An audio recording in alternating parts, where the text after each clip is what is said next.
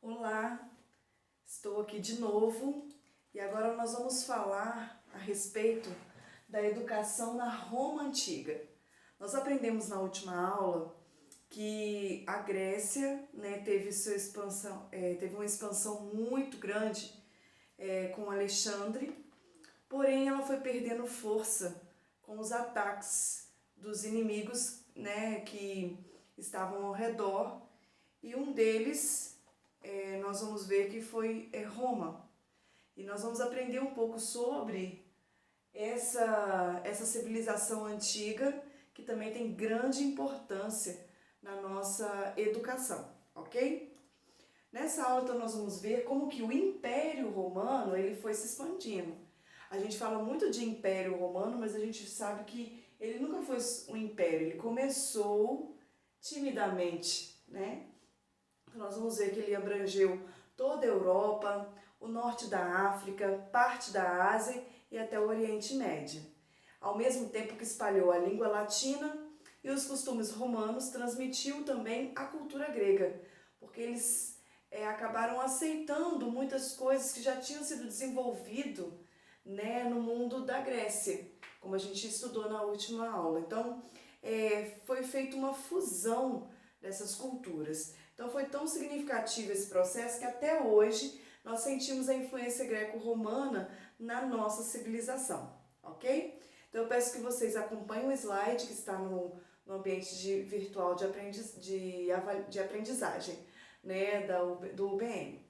Então no slide 3 nós vamos começar a falar sobre o contexto histórico. A origem se deu no início do século 8 a.C. E como toda civilização antiga, as histórias elas sempre estão carregadas de um mito.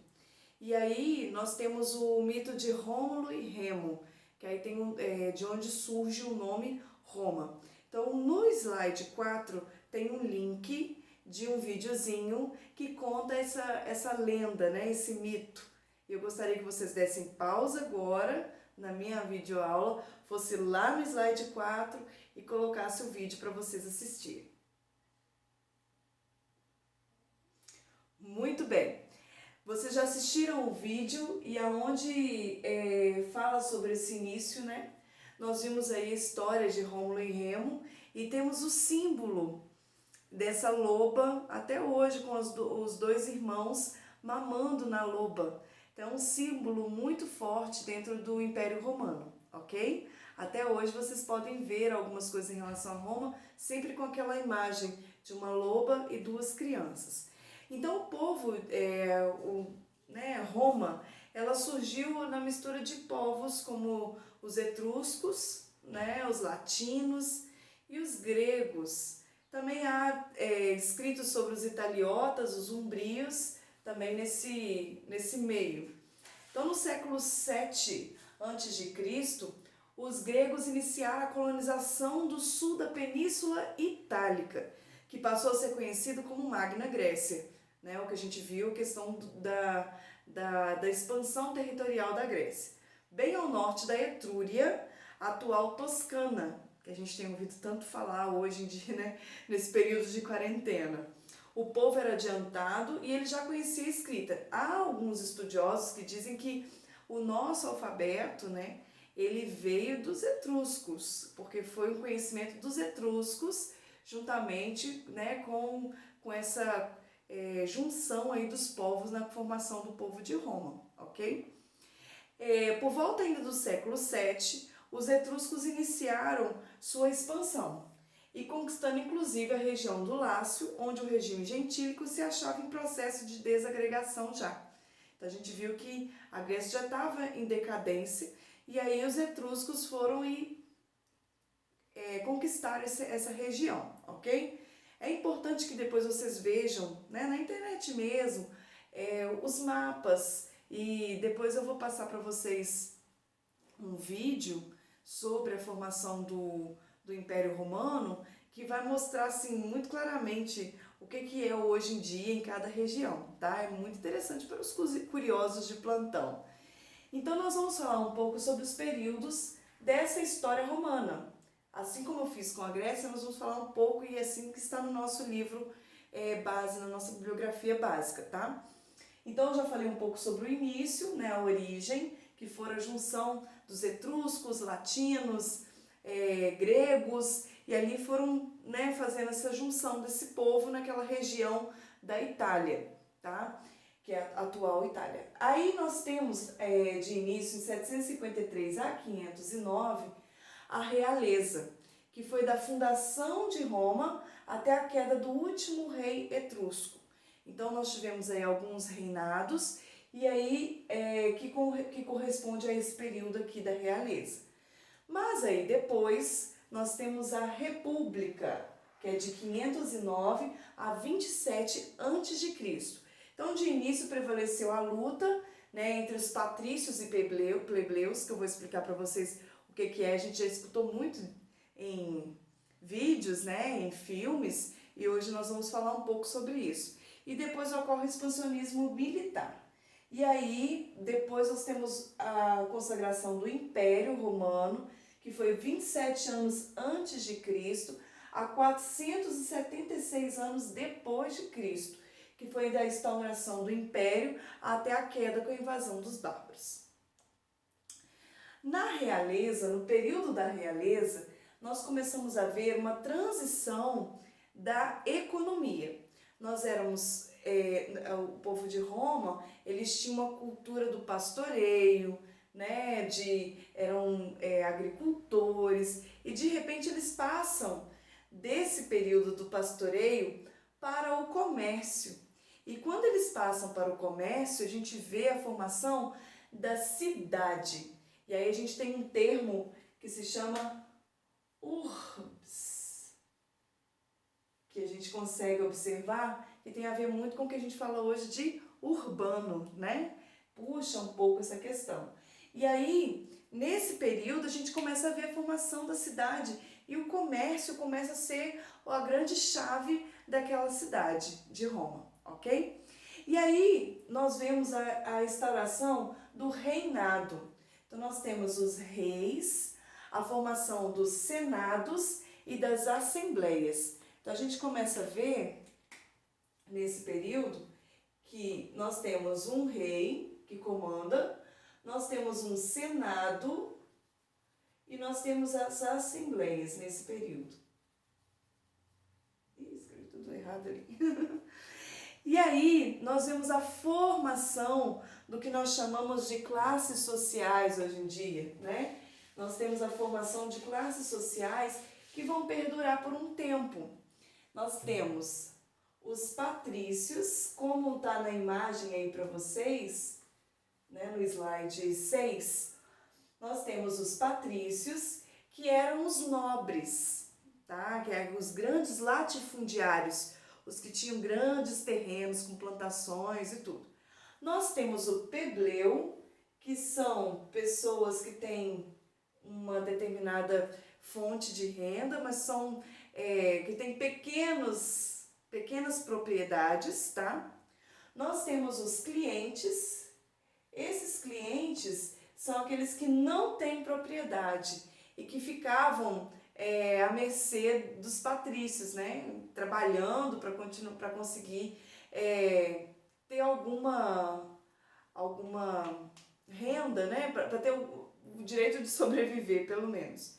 E nós tínhamos os escravos. Nesse período, a gente, né, em outros também, nós temos os escravos. Os escravos eram por conquista, né, quando eles conquistavam algum povo e traziam aquelas pessoas como escravos para eles. Ou porque aquelas pessoas tinham contraído muitas dívidas, né, alguns plebeus com muitas dívidas, e eles acabavam se transformando em escravos para a sobrevivência, ok? E aí é importante que a gente observe que essa luta de classes, depois na educação nós vamos ver as diferenças, tá bom? Na República, então, falei aqui da realeza. Na República, de início prevalece a luta entre patrícios e plebeus. Os plebeus não concordavam, que eles estavam ficando em desvantagem, e teve muita guerra, né, muitas brigas, muitas revoltas, e depois ocorre então o expansionismo militar. E aí nesse período da República a gente vê uma modificação na... Onde está o meu apagador? Aqui. A gente vê uma modificação na organização dessa sociedade. E a gente começa a perceber que não é só rei, senado e assembleias. Surge também a questão da magistratura, porque precisava de controlar essas revoltas, essas situações que estavam acontecendo, controlar a questão do comércio. Então a gente vê agora as magistraturas, onde a gente tem os cônsules, nós temos os pretores, os censores, os edes e os questores. Cada um com a sua função. Eles tinham a função de conter o povo, de organizar aquela sociedade, porque estava tendo muito crescimento, quantidade de escravos também estavam crescendo, então a gente precisou, Roma precisou de se organizar para que pudesse ter esse controle daquela civilização. E aí, gente, esse período também é marcado pelo contato com diversos povos orientais, resultando também em considerável influência em alguns costumes. E a gente vê nesse período a crise do escravismo também. Começou a ter muito escravo para pouco dono. Então a gente estava tendo essa questão da crise do escravismo nesse período, tá? E aí foi que a gente chega no Império. O Império Romano, ele surge antes do nascimento de Cristo. Porém, um grande marco do Império Romano é o surgimento do cristianismo, que para eles era uma religião subversiva aos romanos. Por quê? Porque até então a crença de que a cultura romana era uma cultura politeísta. Eles adoravam os imperadores, eles adoravam as mitologias, né? A religião ela era diversa, tinha vários deuses, e de repente vem uma religião em que somente um Deus era adorado, então era monoteísta. E eles não concordavam com isso, e então teve uma subversão ao cristianismo. E aí o império é marcado pela luta contra os cristãos, tá? A gente vê o controle do Estado até na contratação dos professores. Se fosse um professor que se autotitulasse como cristão, ele não era contratado. Então a gente tem assim grandes situações acontecendo nesse período. E aí nós temos a questão de Nero, né, que mandou matar os cristãos, fez a questão do incêndio, né, e depois ele mesmo se matou, foi uma confusão toda. Nós temos o Edito de Milão, que ia contra, né, a questão dos cristãos, e depois nós temos o Edito de Tessalônica, de Milão, que coloca com que os cristãos podem cultuar, e o de Tessalônica, que faz com que o império se tornou cristão. Então, houve-se nesse período de 27 anos antes de Cristo até 476, muitas modificações em relação ao cristianismo, até o aceitamento do cristianismo e até a colocar como uma religião do império, tá bom? Então, assim, é um período bem conturbado em relação a isso, ok? E aí a gente vê a crise do Império Romano, que ela começa primeiro pela falta de escravos, porque o expansionismo, eles chegaram até, já não estavam tendo mais o expansionismo. Então chegou um momento que não começou a trazer escravo mais. Não trazia escravo aqueles que estavam trabalhando ou morriam, envelheciam, então começou a ter a falta de escravo. Quem é que trabalhava? Quem é que mantia? Eram os escravos. Então a gente teve uma falência econômica nesse período. E aí, como tinha uma falência econômica, não tinha escravo, tinha uma falência econômica, nós tínhamos também a desorganização do exército. E aí a pressão bárbara veio e desestabilizou todo o Império Romano, tá bom? Então tem também no slide 8 um link de um vídeo, é um vídeo assim bem cômico, tá? tem alguns termos ali bem pejorativos, mas eu achei muito bacana porque ele é muito ilustrativo e conta essa história todinha da origem até o declínio do Império de uma forma bem prática e lúdica. Então, eu acho que vale a pena vocês verem esse vídeo para entender melhor esse período, tá? Da origem à ascensão até o declínio, ok? Então, eu vou dar um prazo para você dar uma pausa nesse vídeo que eu estou falando e vai lá no slide 8 e vê o vídeo. Ok. Nós vamos começar agora a falar, nós já passamos sobre a parte da história. Nós vamos falar um pouco sobre a educação. E a nossa autora básica, né, na nossa bibliografia básica, ela usa e fala, explica o termo humanitas. Por que ela explica esse termo humanitas?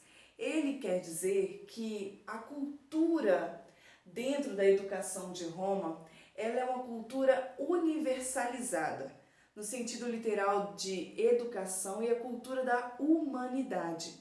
Começa a se observar que as ciências, né, as questões os conteúdos, aquilo que deve ser estudado, ele passa para as questões da humanidade. Então, nós temos aí a formação do indivíduo virtuoso, moral, político e literário. Tudo isso voltado para a humanidade. Então, nós vemos, às vezes, algumas questões de humanidades dentro da nossa educação, isso nós herdamos desse período e que muitas vezes no Renascimento a gente vê isso acontecer mais vezes, nós vamos ver mais à frente, tá? Nós temos algumas fases da educação romana, que nós temos essas fases, é importante nós falarmos porque ela nunca foi do jeito que ela terminou. Assim como na educação na Grécia, ela teve um início, né, de uma forma e depois chegou até os seus finalmente. Nós vemos aqui que a educação latina original, ela era uma educação na família, representada pela onipotência paterna. Tanto que esse termo paternidade, né, a questão do homem ser o chefe da família, a gente tem muito dentro dessa cultura romana, ok?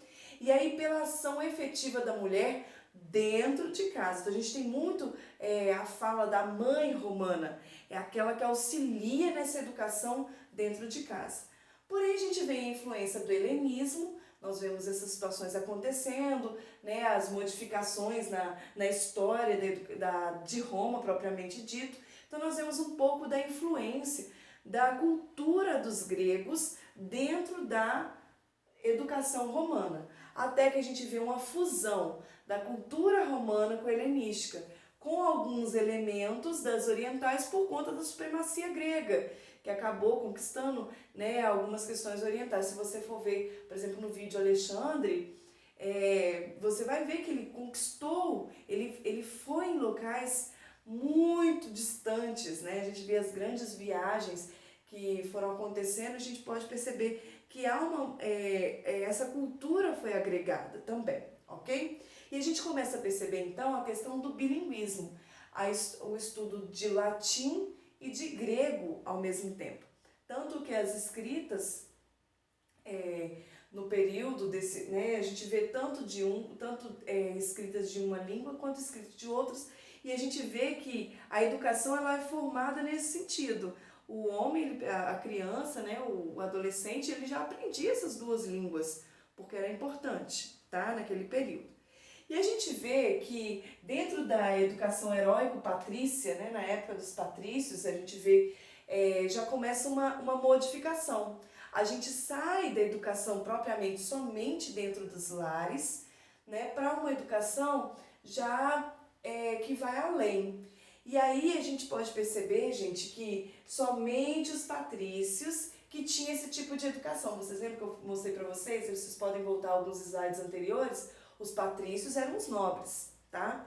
Então, se você era plebeu ou se você era escravo, então não tinha nem nada, né? Vamos dizer assim, só era trabalhar. Mas se você era plebeu, você tinha essa questão que não tinha essa educação que eu vou mostrar para vocês aqui agora. Era só dentro de casa mesmo e trabalhar. e dar conta do serviço, das atividades manuais, dos conhecimentos mais práticos ali para poder ter o que? Uma subsistência. Mas os patrícios tinham os escravos que trabalhavam para eles. Então, eles tinham uma criação até os 7 anos, as crianças tinham cuidado com a mãe dentro de casa até os 7 anos.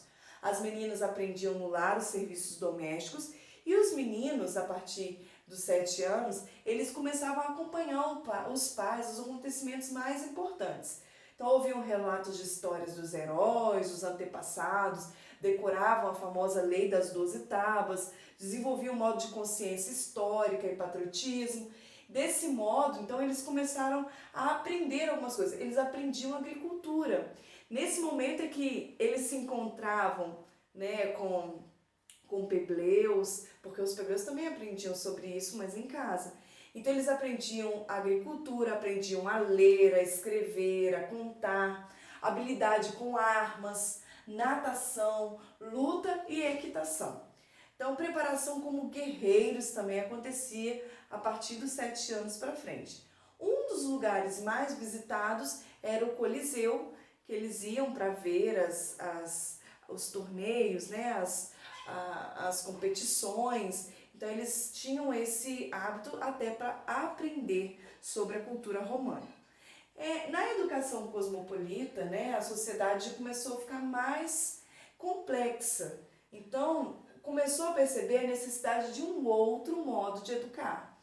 O pai já não estava dando mais conta de estar dando aquela educação para o filho. Então começou a surgir na Roma, dentro desse período da realeza aqui mesmo, já entre a realeza e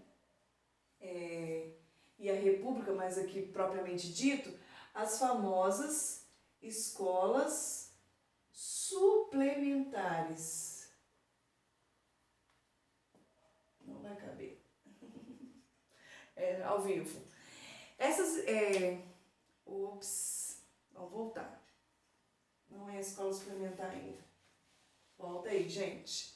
É a escola elementar. A suplementar é depois. Corrija aí, tá?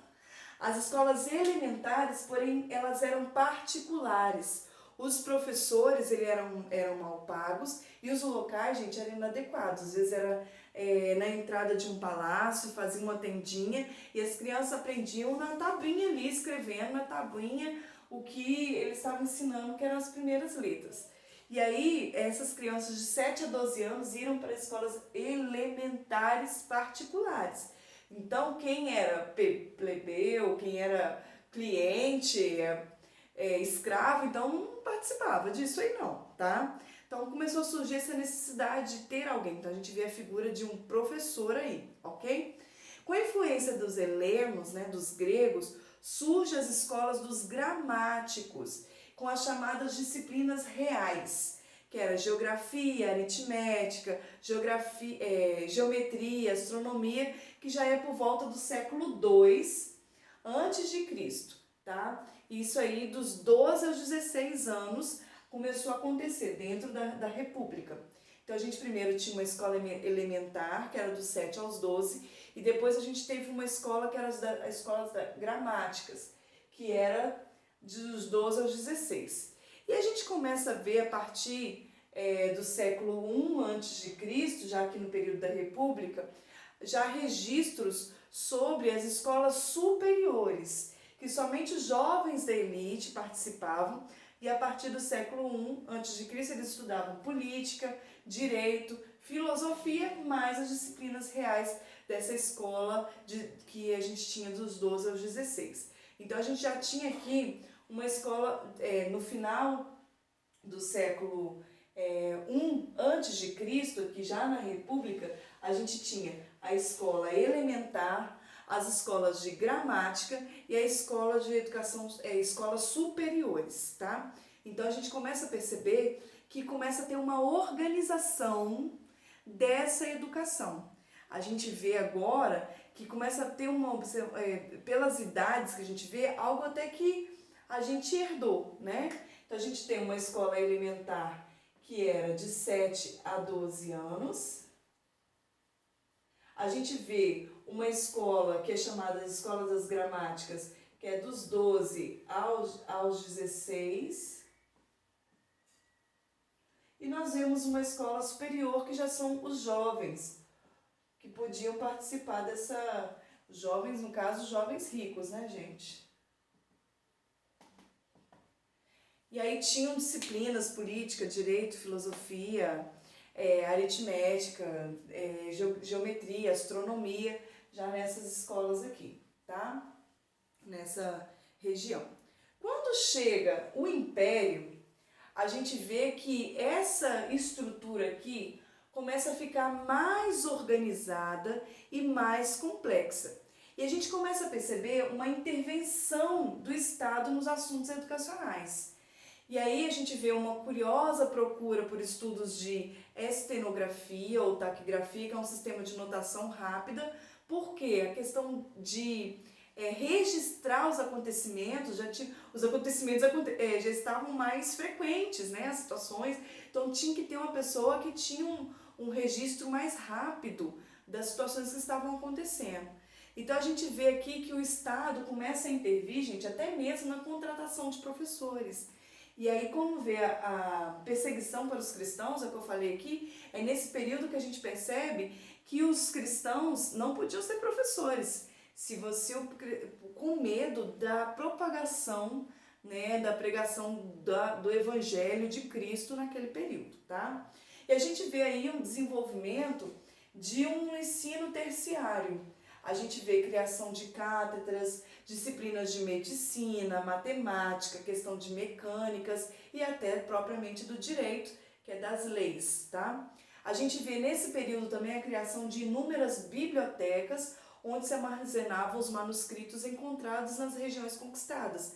A gente vê a criação de museus de povos gregos, de escritos gregos, a gente vê a criação de museus com a história de Alexandre. Então tem várias coisas nesse período que são interessantes para a gente entender a educação.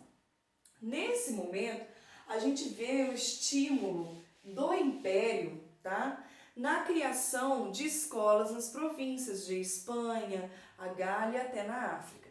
Então, o grande teórico da pedagogia nesse período foi um homem chamado Quintiliano.